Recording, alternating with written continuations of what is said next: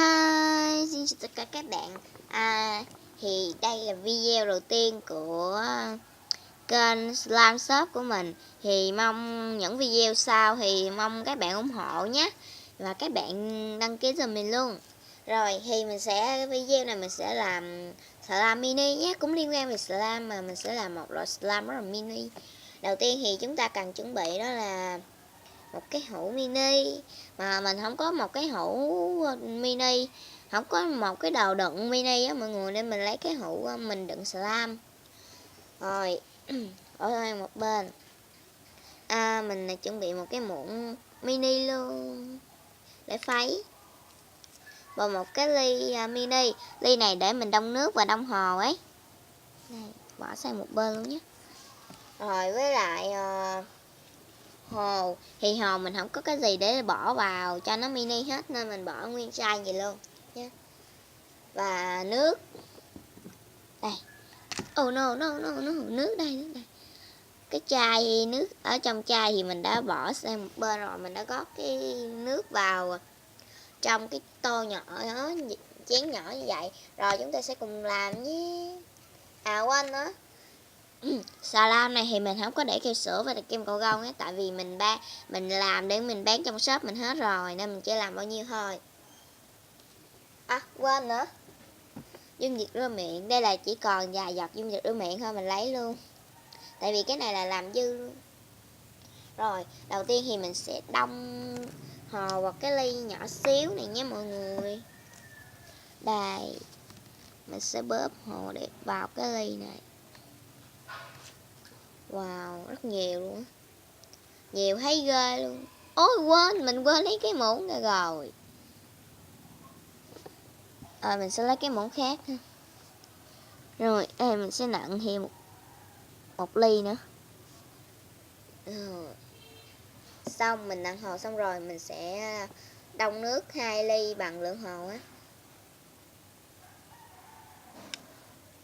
Mình nghi cái này mình để một giọt rơ miệng coi chừng nó không đặc luôn mọi người, nó cứng nhắc luôn. Tại vì cái này rất là ít nên mình sẽ để ít dung dịch rơ miệng thôi. Các bạn biết sao mình múc nhiều vậy không? Tại vì cái ly này múc không được, cái đáy nó cạn lắm. Rồi thì bây giờ mình sẽ dùng một cái muỗng để mình khuấy lên nhé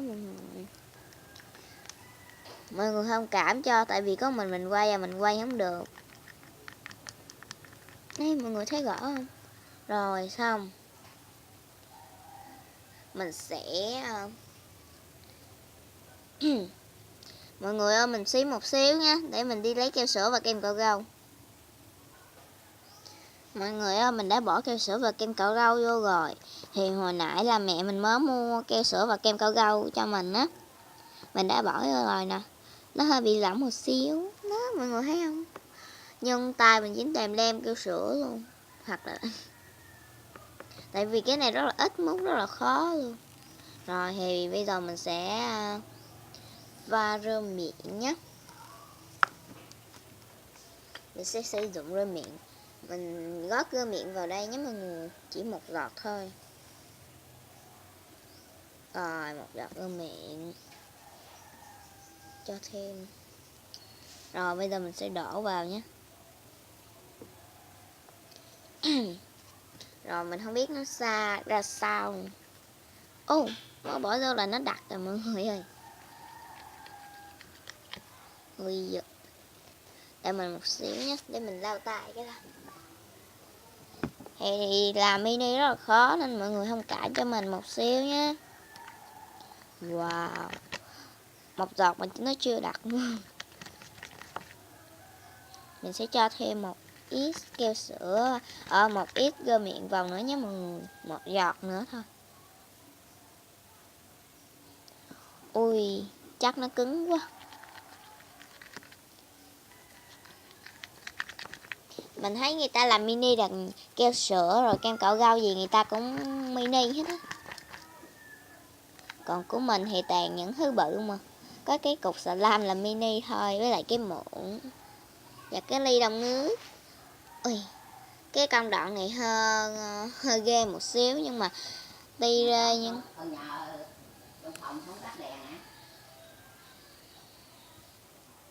Rồi mọi người ơi, mình đã trộn xong rồi. Dẻo dẻo dẻo. Mình quên đó mọi người, nó hơi mùi hồ quá, mình quên bỏ cái mùi hoa cúc vào. Để mình bỏ vào nhé. Đây. Cái này rất là khó mua luôn. Mẹ mình mua. Oh no no. Rồi. Hơi nhiều rồi mọi người ơi. Nó đã lem ra ngoài bàn hết rồi. Nhưng sao cho nó đã tay. Mọi người thấy nó dẻo không? Wow.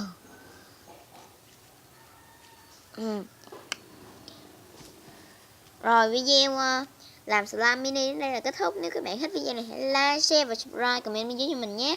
Và các bạn hãy ủng hộ kênh mới này của mình. Bye bye.